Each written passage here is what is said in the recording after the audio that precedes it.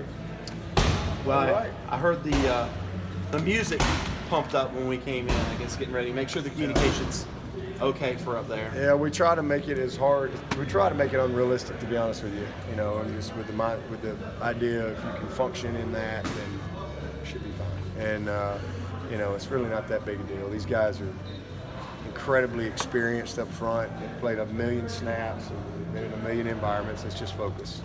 And so you know they're going to move and stem and all that stuff. So just be locked in on what we got to do, and let's don't go backwards. Let's go forward. So you know, it starts with being able to get the play started without pre-snap issues. So hopefully we can do a little better this time out. How's Higgins look this week in the OS? It's been good. It's been good. He's had a good week. Good week. I know you and Tony Bennett communicated a little bit when they were going to the Final Four last year on that time. How has your relationship with him evolved over the years, and why is he somebody you've connected with? Tony Bennett, we're just acquaintances. I mean, I get to know him at the ACC meetings. We go every May, ACC head coaches, basketball and football. And so probably, I don't know, maybe 4 years ago or something, just got a chance to spend a little time with he and his wife, Kath and I, and just a super nice guy. We just kind of, you know, hung out a little bit and got to know him just as a professionally, and just always liked him, and I've always respected just how he goes about his business. He just really, I think, does a great job, and then so really nothing other than that. And then you know, when they lost a couple years ago, and so on such a big stage in such a bad way, I like to pay attention to things like that. You know, I've been there, not in the national championship, but giving up 70 before. You know, I've had bad days, lots of bad days, and I think, you know, how he responded and how he used that as an opportunity to teach a bunch of young people, and also, you know, teach people watching,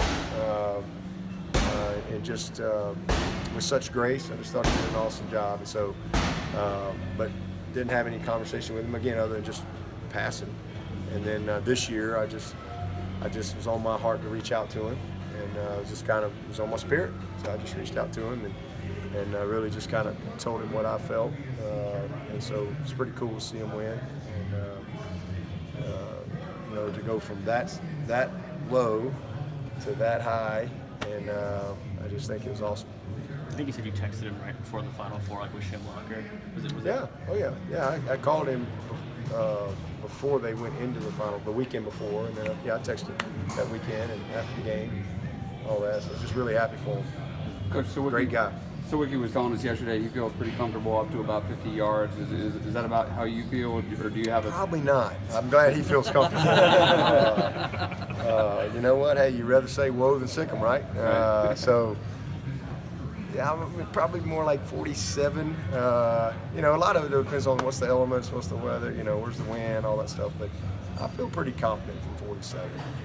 But that's really not been a problem for us. The problem is it's been the easy ones, and he's really had a good week. I think he's 10 for 10 on the week, counting today's kick. So, you know, I'm excited for him. Hey, it's just, I tell guys all the time, be prepared. He went into that game last week, had no expectation that he would be thrown in the game to have to go, you know, make a kick, and so he was ready, and he took advantage of the opportunity. So he's earned an opportunity to go see if he can be consistent, and I love how BT's responding. You know, his attitude's been great, and like I said, sometimes everybody needs a little foot in their rear, and sometimes you just need to sit and watch for a minute.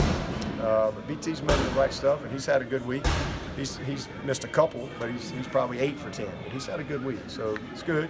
And he'll still be the lone guy, and do our kickoffs and all that. But you know, we'll see how it goes. And as good as they were last week, returning kickoffs important.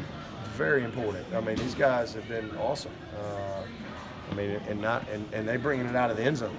That guy, I mean, he wasn't. It's not like he was on the 5. I mean, he was 2 or 3 yards deep in the end zone and took it to the house. So we've got to do a great job first with the kick, but really our coverage has got to be really, really good. And we got to show our speed. We got to be fundamentally sound. Make sure we do the right things as far as how we get down the field and net it up and get position. But we've had a good week of practice, so excited about it. Are you sometimes surprised at how, not that you'd ever be surprised at what the media does, but at how people react to you coaching a player like you did with you on Saturday? Yeah, I don't know. I guess I'm the only coach that ever yells at a player. The thing is I yelled at Kayvon Wallace a lot worse than BT. I kicked him out of the game. He didn't play another snap on defense from the third quarter on because he had a personal foul, and it was a bad personal foul. It's not who we are. It's not what we do. I guess, cameras only show what they want to show, but I don't know. I could care less about any of that stuff. I coach these guys.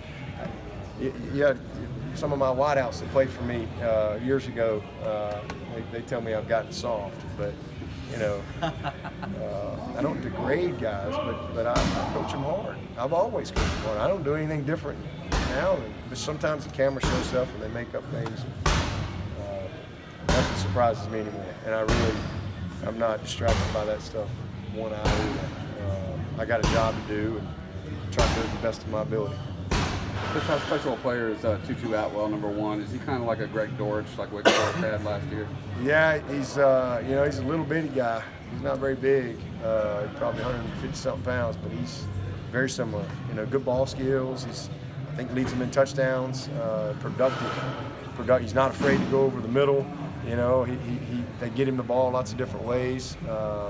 He's their jet guy and constantly coming in motion. So they do a nice job in utilizing their skill and their talent. But he's a good player. He'll be a challenge for us. Y'all just assuming Cunningham's healthy and that's what Oh yeah. I can't imagine he's not going to play. That would really surprise me, but you never know. But I think both would play anyway. I really think that's kind of their mindset right now, is to get them both opportunities at time. We've seen that in a couple games. I guess Florida State game they did the same thing too.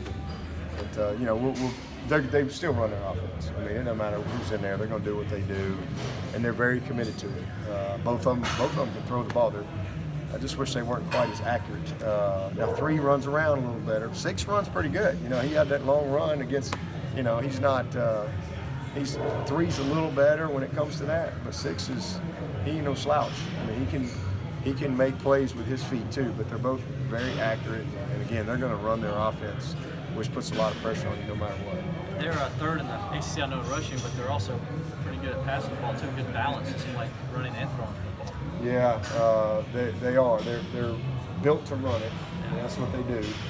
Most of their explosives come through their play action. They're not a drop back team very much. When they have to, they do, but mostly they want to be in the pistol, and they want to play action from that and hard, max pro type of 7-man protection and work some routes down, a lot of shots downfield. But the thing that has impressed me about them is they're patient with what they do. They're incredibly committed. Like I said, they were down 21-0 at Florida State. They're out there in 12 personnel and just kind of doing what they do. And all of a sudden, pop a couple plays and stay patient. Next thing you know, they're right back in the game. So I don't think they're going to change who they are. We got to do our job better than they do theirs. And that's usually what it comes down to. You get into Game 7, everybody has a little bit of an identity, and who can do what they do better. That's what it comes down to. Everybody else pretty healthy? Yeah, for the most part. Jake Venables is probably going to be definitely going to be out. He's tweaked his ham, and Xavier Thomas is probably questionable right now too. Got banged up in practice, so he's kind of concussion protocol. So let's see on that. Will Mario be? Mario's back. Out of the doghouse. He's back. Thank you, Coach. Yep.